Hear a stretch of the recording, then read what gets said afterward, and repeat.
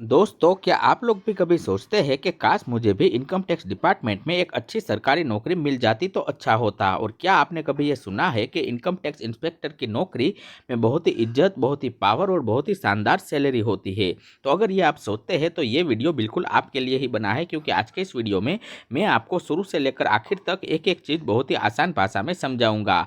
और हम जानेंगे कि इनकम टैक्स डिपार्टमेंट में नौकरियाँ कैसे मिलती है और कौन कौन सी पोस्ट होती है। साथ ही इसके लिए आपको कौन सी एग्ज़ाम देनी पड़ती है, एलिजिबिलिटी क्राइटेरिया क्या है और सैलरी कितनी मिलती है और सिलेक्शन कैसे होता है, इन सारे प्रोसेस को हम डीप डाइव करने वाले हैं। मैं आपसे वादा करता हूं कि इस वीडियो को देखने के बाद आपको कोई भी और वीडियो देखने की ज़रूरत नहीं पड़ेगी और आसानी के साथ आप समझ जाओगे कि इनकम टैक्स ऑफिसर कैसे बन पाते हैं। तो चलिए शुरू करते हैं हमारे इस वीडियो को। लेकिन उससे पहले मैं आप लोगों से रिक्वेस्ट करना चाहूँगा कि अगर अब तक आपने हमारे चैनल को सब्सक्राइब नहीं किया है तो वीडियो को लाइक करके सब्सक्राइब का बेल जरूर दबा दें।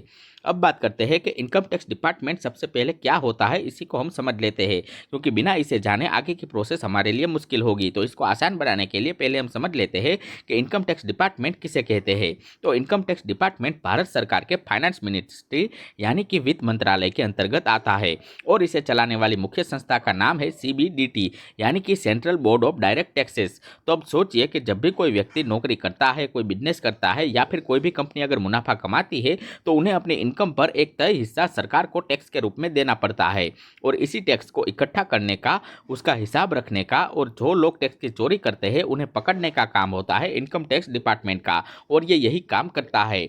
तो सीधी भाषा में अगर हम समझे तो ये विभाग देश की अर्थव्यवस्था के लिए बहुत ही जरूरी है, क्योंकि यहाँ से सरकार को पैसा मिलता है जिससे उन्हें सड़क, स्कूल और अस्पताल चलते हैं। और इसी विभाग में काम करने वाले ऑफिसर और स्टाफ को ही इनकम टैक्स डिपार्टमेंट के एम्प्लॉय कहा जाता है। तो अब सवाल यह आता है कि इस विभाग में जॉब पाने के लिए क्या करना पड़ेगा। तो इसका जवाब समझने से पहले आपको ये जानना जरूरी है कि इस डिपार्टमेंट में कितने प्रकार की पोस्ट होती है। तो चलिए अगला सेक्शन इसी के ऊपर रखते हैं और जानते हैं कि इनकम टैक्स डिपार्टमेंट में कौन कौन सी जॉब होती है। तो दोस्तों, इनकम टैक्स डिपार्टमेंट में जॉब को मुख्य रूप से 3 कैटेगरी में बांटा गया है, जिसमें 3 कैटेगरी है। उसमें सबसे पहली है ग्रुप ए, उसके बाद ग्रुप बी और उसके बाद ग्रुप सी। और हर कैटेगरी की अपनी अलग एग्जाम, अपनी अलग एलिजिबिलिटी क्राइटेरिया और अपनी अलग सैलरी होती है। तो चलिए पहले इसको एक एक करके समझते हैं। तो बात करें अगर ग्रुप ए की, तो इसमें आता है IRS यानी कि इंडियन रेवेन्यू सर्विस ऑफिसर। ये इनकम टैक्स डिपार्टमेंट की सबसे बड़ी और सबसे प्रतिष्ठित पोस्ट मानी जाती है। इसे पाने के लिए आपको UPSC सिविल सर्विस का जो एग्जाम होता है उसे पास करना अनिवार्य है। यही वो बड़ी एग्जाम है जिससे IAS और IPS ऑफिसर भी बनते हैं। तो इस एग्जाम को आप पास करते हो तो फिर आप IRS के थ्रू इनकम टैक्स डिपार्टमेंट में जॉब पा सकते हो। और अगर आपकी UPSC में अच्छी रैंक आती है तो फिर आप IRS यानी कि इनकम टैक्स में चुनते हो तो आप सीधे assistant commissioner of income tax के पद पे अपना करियर शुरू कर देते हो। और ये एक गेजेटेड ऑफिसर पोस्ट होती है जिसमें बहुत ही सम्मान और पावर आपको दी जाती है।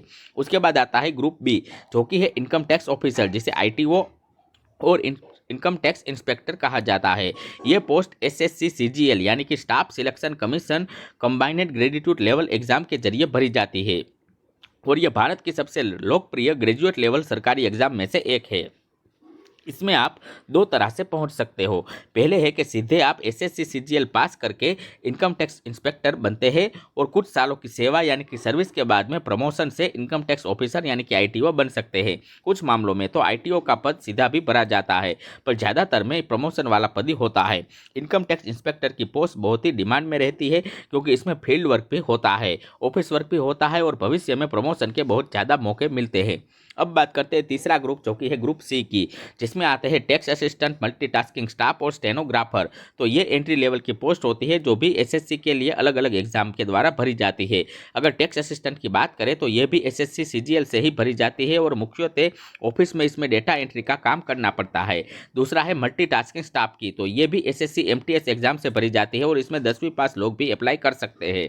तीसरा है स्टेनोग्राफर, तो ये SSC स्टेनोग्राफर एग्जाम के द्वारा भर्ती की जाती है। तो कुल मिलाकर अगर आप 10वीं पास है तो भी आप इनकम टैक्स डिपार्टमेंट में आपके लिए मौका है MTS के जरिए यानी कि मल्टीटास्किंग स्टाफ में आप जॉब पा सकते हो। तो अब आगे इस वीडियो में हम दो मुख्य रूप से दो सबसे पॉपुलर रास्तों को विस्तार से समझेंगे। पहला है एसएससी सीजीएल की एग्जाम का और दूसरा है यूपीएससी की एग्जाम का। तो बने रहिए वीडियो के साथ। और अब जानते हैं कि इसका एलिजिबिलिटी क्राइटेरिया क्या है और कौन कौन व्यक्ति इसमें अप्लाई कर सकता है। तो जैसे कि हम बात करें अगर एसएससी सीजीएल की एग्जाम की, तो उसके लिए आपकी एजुकेशन क्वालिफिकेशन अच्छी होनी चाहिए। आपके पास किसी भी मान्यता प्राप्त यूनिवर्सिटी का बैचलर डिग्री होना यानी कि ग्रेजुएशन होना अनिवार्य है। डिग्री किसी भी स्ट्रीम में हो सकती है, चाहे आर्ट्स हो, कॉमर्स हो, साइंस हो, कुछ भी चलेगा, लेकिन आप ग्रेजुएट होने चाहिए। कोई भी स्पेसिफिक सब्जेक्ट कंपलसरी नहीं है। एज लिमिट की बात करें तो इसके लिए आपकी उम्र 18 से लेकर 30 वर्ष के बीच में होनी चाहिए। इसमें रिजर्व कैटेगरी को सरकारी नियम के तहत छूट भी मिलती है और ओबीसी को 3 साल की, एससी एसटी को 5 साल की अतिरिक्त छूट मिलती है। रिलैक्सेशन हर साल ऑफिस नोटिफिकेशन में दिया जाता है, इसलिए जब भी फॉर्म भरे उस साल का नोटिफिकेशन एक बार जरूर पढ़े। नेशनैलिटी की बात करें तो इसके लिए आप इंडियन के निवासी होने चाहिए, यानी कि आवेदक भारत का नागरिक होना चाहिए, लेकिन कुछ शर्तों के साथ नेपाल और भूटान के नागरिक भी अप्लाई कर सकते हैं, लेकिन इसके लिए अलग नियम होते हैं। अब बात करते हैं कि यूपीएससी यानी कि सिविल सर्विस की आईआरएस की जो पोस्ट है उसकी एग्जाम कैसे देनी है। तो शैक्षणिक योग्यता उस एग्जाम की बात करें तो किसी भी यूनिवर्सिटी से आपके पास बैचलर डिग्री होनी चाहिए। आपकी उम्र 21 से लेकर 32 वर्ष के बीच में होनी चाहिए। अटेम्प्ट की सीमा यूपीएससी में आप लगभग 6 अटेम्प्ट तक दे सकते हैं, जबकि रिजर्व कैटेगरी में ज़्यादा अटेम्प्ट तक की एज भी छूट मिलती है। एक बात हमेशा याद रखिए कि दोनों ही एग्जाम में एलिजिबिलिटी क्राइटेरिया थोड़ा थोड़ा डिफरेंट हो सकता है, इसलिए जब भी आप फॉर्म भरें तो उस वक्त की ऑफिशियल नोटिफिकेशन एक बार जरूर पढ़ लें। अब बात करते हैं कि एसएससी सीजीएल की एग्जाम पैटर्न क्या होती है। तो अब मैं आपको एसएससी सीजीएल का एग्जाम पैटर्न समझाता हूँ। यानी कि एसएससी सीजीएल में मुख्य रूप से 2 स्टेज होते हैं। पहला स्टेज होता है टियर 1 का, दूसरा होता है टियर 2 का। तो जानते हैं टियर 1 में क्या होता है। तो इसमें कंप्यूटर बेस्ड एग्जाम होती है, ऑब्जेक्टिव टाइप की। तो टियर 1 में कुल 200 अंकों का पेपर होता है, जिसमें 4 भाग होते हैं। जनरल इंटेलिजेंस और रीजनिंग का, जनरल अवेयरनेस यानी कि सामान्य ज्ञान का, उसके बाद गणित का और इंग्लिश कॉम्प्रहेंसिव का। तो इस एग्जाम्स में नेगेटिव मार्किंग भी होती है, यानी अगर आपका जवाब गलत हुआ तो कुछ अंक काटे भी जाते हैं। इसलिए बिना सोचे समझे गलत जवाब मत दे दीजिए। साथ ही अपने हर सेक्शन के लिए अलग अलग समय भी तय होता है, इसलिए टाइम मैनेजमेंट बहुत ही इसमें जरूरी है। उसके बाद आता है टियर 2 की एग्जाम देना, जो कि कंप्यूटर बेस्ड होती है। तो टियर 1 पास करने के बाद होता है आपका टियर 2। जो भी लोग टियर 1 पास कर चुके हैं उसको टियर 2 में लाया जाता है, और जो थोड़ा गहराई से और चाहता है आपको और आपकी एग्जाम स्किल को, इसमें आमतौर पर mathematics, reasoning, English, general awareness के साथ कंप्यूटर नॉलेज और डेटा एंट्री स्किल से जुड़े सवाल आपसे पूछे जाते हैं, खासकर उन पोस्ट के लिए जो कंप्यूटर की स्किल की जरूरत पड़ती है। उसके बाद होता है डॉक्यूमेंट वेरिफिकेशन और फिजिकल स्टैंडर्ड। टियर 2 पास करने के बाद आपका डॉक्यूमेंट वेरिफिकेशन के लिए बुलाया जाता है, जहाँ आपकी education certificate, age proof certificate सारे देखे जाते हैं, ओरिजिनल डॉक्यूमेंट देखे जाते हैं और वेरीफाई किए जाते हैं। कुछ पोस्ट के लिए फिजिकल स्टैंडर्ड जैसे ऊंचाई, सीना वगैरह भी चेक करते हैं, लेकिन इनकम टैक्स इंस्पेक्टर के लिए आमतौर पर सामान्य मेडिकल फिटनेस ही देखी जाती है। अब बात करते हैं कि यूपीएससी सिविल सर्विस एग्जाम यानी कि आईआरएस बनने का रास्ता क्या है। तो उसके लिए आपको यूपीएससी की एग्जाम देनी पड़ती है, जो कि सबसे पहली होती है प्रारंभिक परीक्षा यानी कि प्रीलिम्स। तो ये एक ऑब्जेक्टिव टाइप का एग्जाम होता है, जिसमें 2 पेपर होते हैं, जनरल स्टडीज पेपर 1 और सीएसएटी पेपर 2। ये एग्जाम सिर्फ आपको मेन के लिए क्वालिफाई करने के लिए देनी होती है, इससे मार्क फाइनल मेरिट में नहीं जुड़ते हैं। तो मेरिट के लिए क्वालिफाई करने के बाद अगर आप इस प्रीलिम्स में पास हो जाते हैं तो आप मेंस के लिए क्वालिफाई कर लेते हैं और मेंस की यानी कि मुख्य परीक्षा देते हैं। और ये एक डिस्क्रिप्टिव यानी कि लिखित एग्जाम होती है, जिसमें ऐसे जनरल स्टडीज़ के 4 पेपर, ऑप्शनल सब्जेक्ट के 2 पेपर और इंग्लिश व क्वालिफाइंग पेपर शामिल होते हैं। ये स्टेज काफ़ी मेहनत और गहराई मांगती है आपसे। उसके बाद आता है स्टेज 3, जो कि है इंटरव्यू का, जिसमें आपका पर्सनालिटी टेस्ट होता है। मेन पास करने के बाद आपका इंटरव्यू होता है, जहाँ आपकी पर्सनालिटी, कम्युनिकेशन स्किल और सोच को परखा जाता है। इन तीनों स्टेज को पास करने के बाद जो भी फाइनल मेरिट लिस्ट बनती है, उसी के आधार पर आपको अलग अलग सर्विस अलॉट होती है, जैसे कि आईएएस, आईपीएस, आईपीएस और आज की हमारी टॉपिक आईआरएस यानी कि इनकम टैक्स की। तो अगर आपकी रैंक अच्छी आती है और आपको अपनी पसंद की सर्विस मिलने का चांस मिलता है, तो आप इसमें इनकम टैक्स चुन सकते हैं। एक जरूरी बात समझिए कि यूपीएससी में आईआरएस पाने के बाद आपकी रैंक बहुत ही टॉप की होनी जरूरी नहीं है, लेकिन एक अच्छी रैंक जरूर होनी चाहिए, क्योंकि हर साल कट ऑफ बदलता रहता है। इसलिए यूपीएससी की तैयारी करते समय अपना पूरा बेस्ट देना आपको होगा, ताकि आपको अपनी मनपसंद सर्विस मिल सके।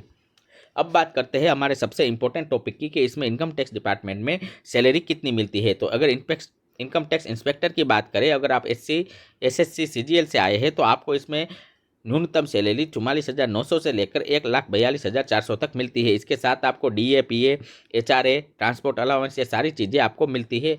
उसके बाद टैक्स असिस्टेंट की अगर बात करें तो ये पोस्ट पे लेवल 4 में आती है, जिसमें आपको बेसिक करीब 25,500 से शुरू होती है। उसके बाद अगर आईआरएस ऑफिसर जो यूपीएससी से चुन के आता है उसकी बात करें, तो ये group officer group A officer की पोस्ट होती है जिसकी सैलरी सभी से काफ़ी ज़्यादा होती है और इसमें सरकारी बंगलोज, गाड़ी, स्टाफ जैसी बड़ी सुविधाएं भी आपको मिलती है। शुरुआती बेसिक से ही बाकी आप ग्रुप बी और ग्रुप सी की पोस्ट काफ़ी ऊंची होती है और प्रमोशन के साथ लगातार बढ़ती भी रहती है। तो जितनी भी बड़ी पोस्ट होगी उतनी ज़्यादा रिस्पॉन्सिबिलिटी आपके ऊपर होगी और आपकी सैलरी उतनी ज़्यादा अच्छी होगी।